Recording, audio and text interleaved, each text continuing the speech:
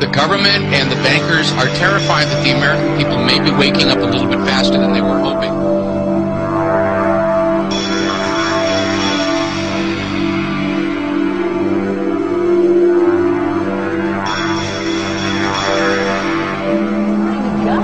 A big new step, looking to build a huge database of people's physical characteristics.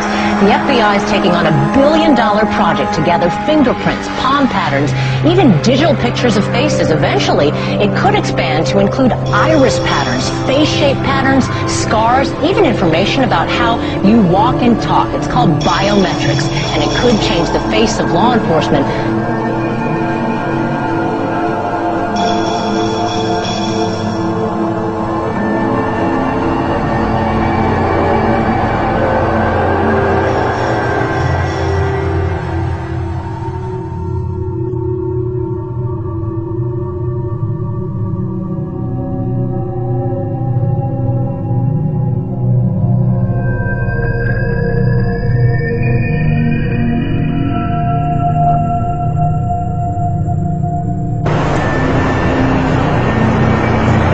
Hey, excuse me, sir. What kind of a gun is that you got there? Am I being filmed right now? Yeah, you are. What kind of gun is that you're holding? Why are you filming? I want to know why you think that's necessary to carry that kind of weapon to walk people's cars to the airport. I don't have to answer your questions. It's none of your business. It's none of my business. Don't you work for me since I'm a citizen of Phoenix and the United States? I work for a sergeant. You want to talk to my sergeant? Okay, doesn't your sergeant work for me? Is he a servant of the people? I'm not going to have this. Doesn't your car say to protect and to serve, and you're walking around with a machine gun, harassing people?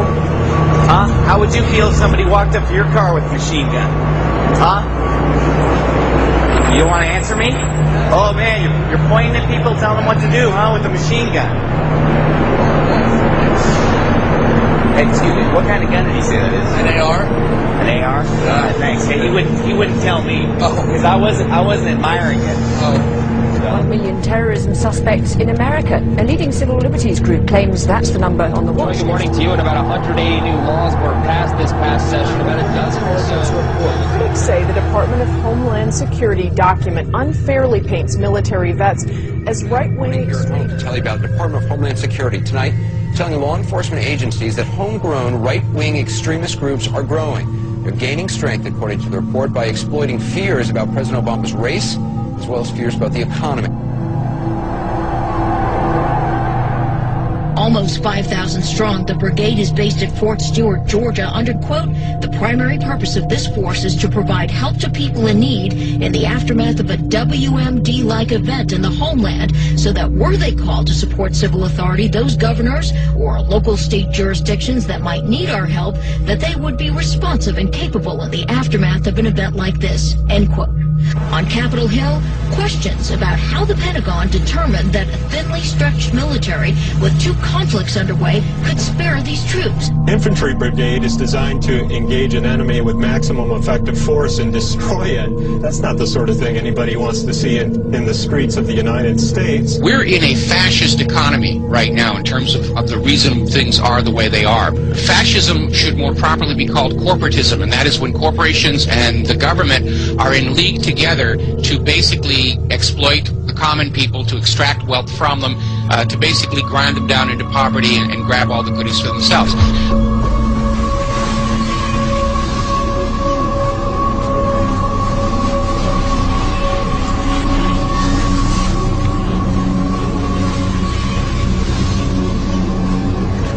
So basically, all or most of you engaged in all or at least some of the activities that actually created this crisis, in my opinion.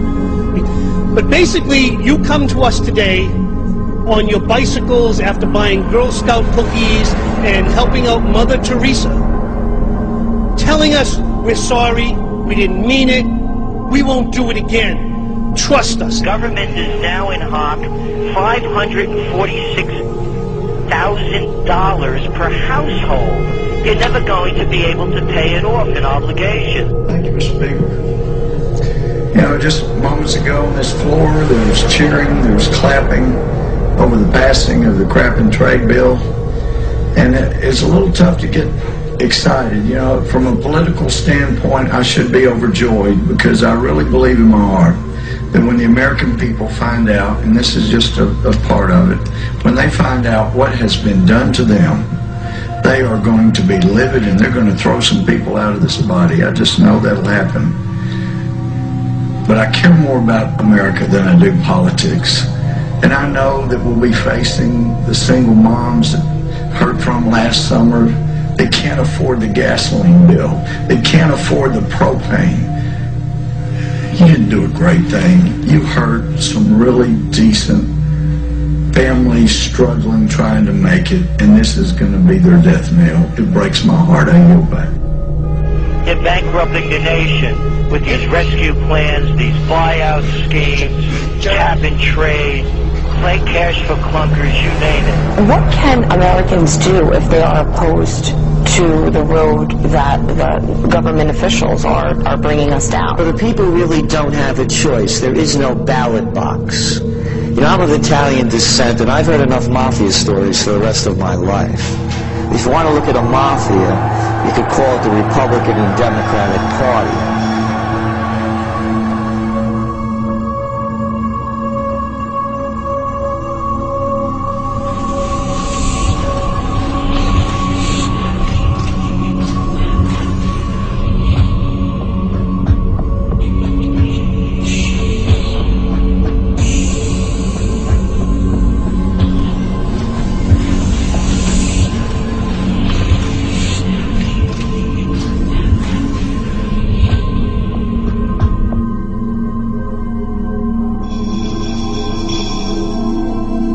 What's happening under the Obama administration is unprecedented, with these rescue schemes, bailout plans, the takeover of major corporations, on and on and on.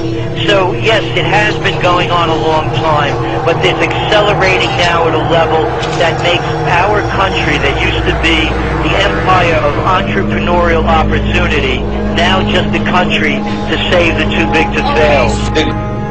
The result of the swift and aggressive action we took in the first few months of this year, we've been able to pull our financial system and our economy back from the brink.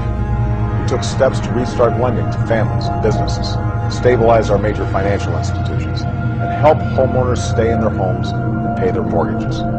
We also passed the largest and most sweeping economic recovery plan in our nation's history. Green shoots that they think they see don't reflect any genuine economic growth. They reflect the initial reaction to the stimulus. You know, if you shoot somebody up with heroin, you're going to get some type of reaction before there's a withdrawal. Security group called the Q Group. Its headquarters are within the National Security Agency headquarters in Fort Meade, Maryland. However, the group also works closely with FBI counterintelligence officers, as well as something I learned recently, local police department intelligence units. So it's a very large group, about 1,000 agents and informants employed by this secretive agency within a secretive agency, the NSA. It's really answerable to no one on paper, of course. How is the more liberal Obama administration dealing with this then? Unfortunately, we've seen no change. The surveillance conducted by the Q Group at NSA continues. I've witnessed it myself quite recently. There's been no effort to curtail this organization. Unfortunately, NSA's power is growing because the Obama administration is now giving them new powers to conduct surveillance in cyberspace. They're placing the Cyber Command under the control of the National Security Agency. So no change. Actually, the powers of the NSA are expanding greatly under President Obama.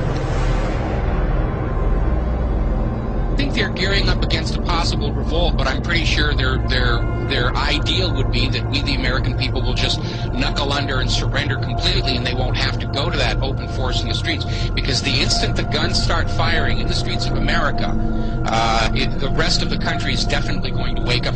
I think they're still convinced that they can complete the encirclement and enslavement of America without having to fire a shot, and that is their ideal. Because once the shooting starts, then all the pretext and all the illusion is gone completely. We're going to see food riots, tax protests, farmer rebellions, student revolts, squatter diggings, homeless uprising, tent cities, ghost malls are already popping up, general strikes, board snappings, kidnappings, and mob rule. I think we are coming up on a point where we're going to see violence in the streets of America, and I don't like it, but I don't see any way to avoid it at this point.